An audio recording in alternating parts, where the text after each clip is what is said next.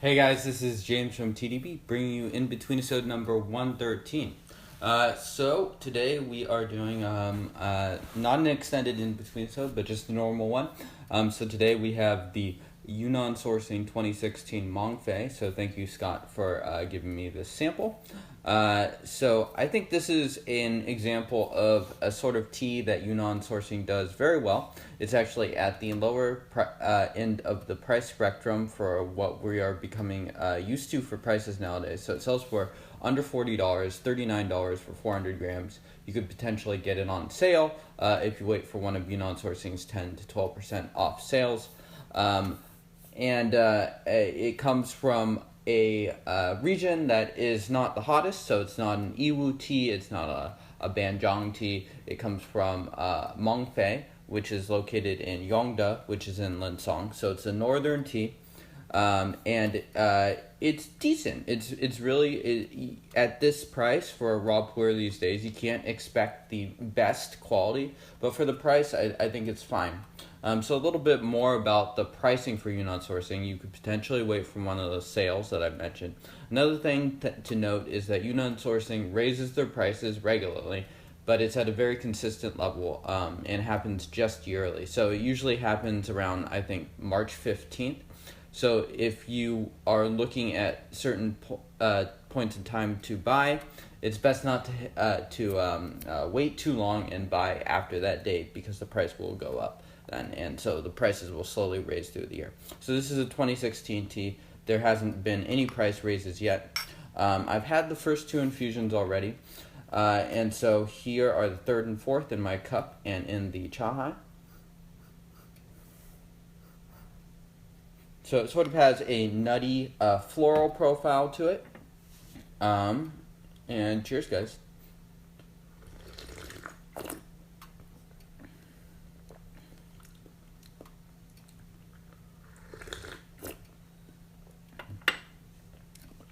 There's a decent body. It's immediately bitter and nutty. Floral, I wouldn't say it's too vegetal yet, but I have vegetal in the notes from previous sessions. It's got a decent backbone to it for sure. So this, those of you that are familiar with Scott's productions will know that he usually selects for a decently strong tea. So if you like that, if you like the sort of profile that Scott goes for, I think this is well worth checking out.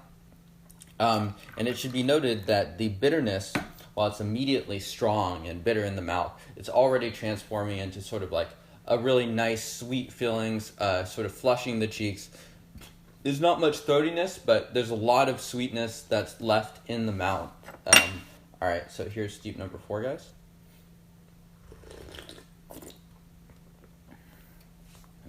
I would say even thicker, maybe a little bit buttery in its mouthfeel. And we're going to do one more on camera.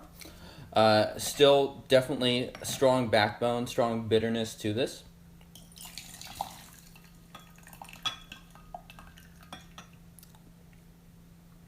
And this has become one of the areas that Scott has pressed a number of teas throughout the years. I think he's pressed this all the way back till 2009.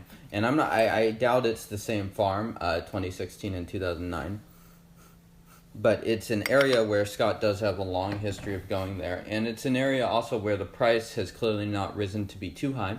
I also highly recommend doing dollar per gram comparisons. This tea is $39 for 400 grams.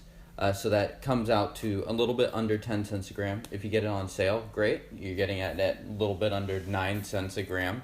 And I think for that price, it's a good tea if you don't set your expectations too high. Anyone that's really familiar with raw pu'erh and how the market has gone over the past years know that the options at around this price range have gone down significantly in the last 10 years or so.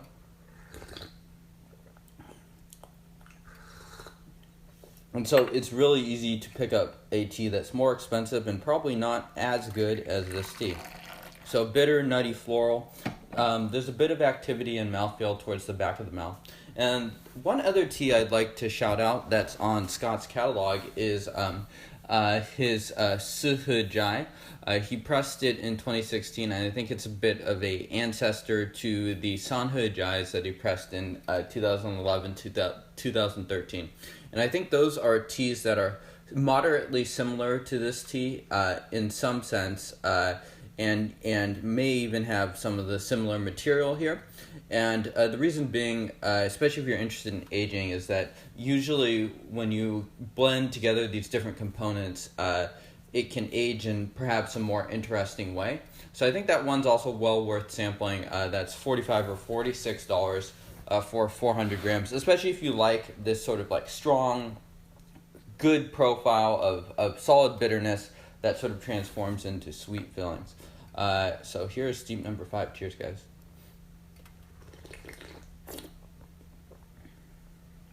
And another thing I'd like to say is continuing on, maybe a little bit more citric, moving a little bit more into those vegetal nutty notes, is that it's very smooth on it. It's not overly harsh in its mouthfeel. And I am going and using boiling water, 5 grams for 75 milliliters or so. So pretty standard ratios, I think, for those that are used to raw pu'erh.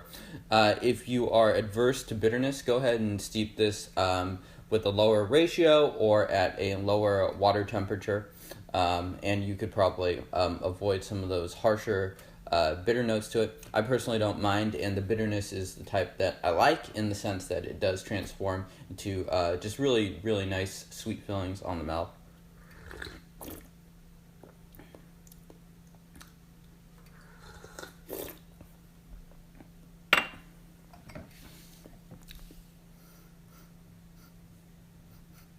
So still lots of aroma on this tea, a lot of florals and stuff. I would guess that this tea would last to 10 to 12 infusions.